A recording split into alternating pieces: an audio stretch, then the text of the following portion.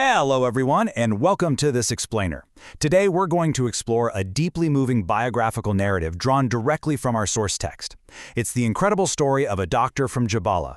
It's a truly compelling look at the life, the difficult choices, and the ultimate sacrifice of a medical professional. Our source material paints this incredibly vivid picture of a man who is just absolutely dedicated to his craft and his community, and we're going to break down that journey, step by step. Okay, let's dive into this. Right off the bat, we're confronted with the guiding philosophy of our subject.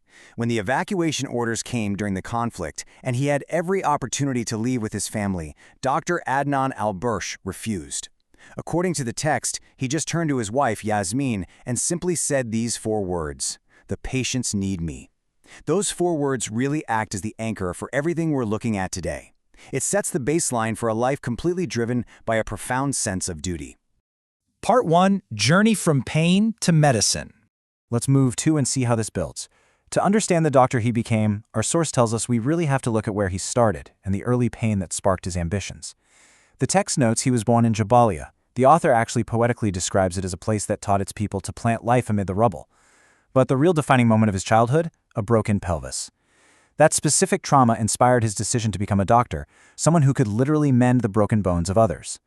Following his journey, he leaves home to study medicine in Romania, then advances to King's College in London, acquiring global board certifications and fellowships. And ultimately, this massive journey leads him right back to Gaza, reaching his career peak as the head of orthopedics. Part 2, Return to Gaza.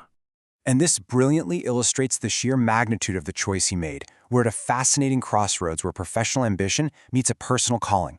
On one hand, you have the path his international qualifications opened up for him, glory, wealth, and a luxurious life abroad, things the source notes most people would jump at. On the other hand, we have the path he actually chose, returning to his homeland to become the head of orthopedics, the Al-Shifa Medical Complex. The author makes a very specific point here, describing Dr. al-Bursh not just as a physician, but as the absolute safety valve for all orthopedic departments across the region's hospitals. Part 3, Doctor Under Siege. As we transition into the period of conflict described in the article, the focus shifts to how this safety valve operated under just extraordinary pressure. The source text describes his movements during the bombardment as being like a guardian angel, moving strictly to where the wounded needed him the most. He started at Al-Shifa Hospital, then moved to the Indonesian hospital, continuously going back to the places with the most desperate needs. But eventually, the narrative takes a really dramatic turn.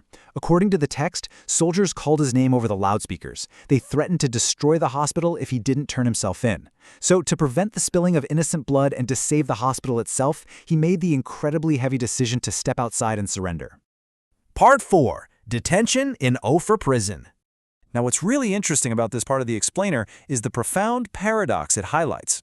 Following his surrender, the source material recounts his time in captivity based on what freed prisoners reported to his wife. And the text states that Dr. al-Bursh never actually stopped practicing his profession even while locked up. His captors would actually consult him about their own medical issues.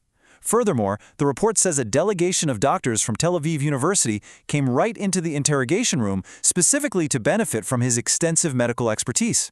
It's a truly startling detail presented by the author that his world-class knowledge was actively utilized by the very people holding him captive. April 19, 2024. The source text brings the chronological narrative to a close on this specific date. The author solemnly reports that on this day, his captors left him in the yard of Ofer prison. According to the provided text, he was unable to stand, showing clear signs of injury and torture, and it was right there that his heart ultimately stopped. We are, of course, relaying these events exactly as they are detailed in our source, marking the tragic end of his physical journey. Part 5, A Living, Undying Legacy. While the physical timeline ends in that prison yard, the author's reflections pivot to focus entirely on what Dr. al-Bursh left behind. So the crucial point is understanding the core of what actually drove him. He had 2 main unfulfilled dreams. He wanted to rebuild his home, and he wanted to build a specialized orthopedic hospital. The author really points out the profound humility in this. These were the simple, grounded dreams of a man who, at the end of the day, never dreamed of anything more than just mending the broken bones of the people in his community. The source text concludes its narrative with a highly emotive, almost poetic view of his enduring impact, stating that he didn't truly die. Instead, as this beautiful quote from the text captures, he is now in every healed bone and in every child who walked again. The author is really suggesting here that his legacy is physically carried forward. It lives on in the literal bodies of the patients he healed and in the hands of the medical professionals who continue his work today despite the pain. Which brings us to a question I want to leave you to reflect on.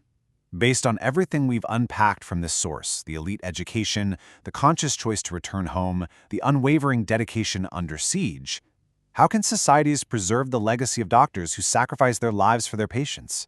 It's a pretty powerful thought to take away from this analysis. Thank you so much for joining me as we walk through the life and legacy of Dr. Adnan Al-Bursh through the lens of this remarkable text. See you next time.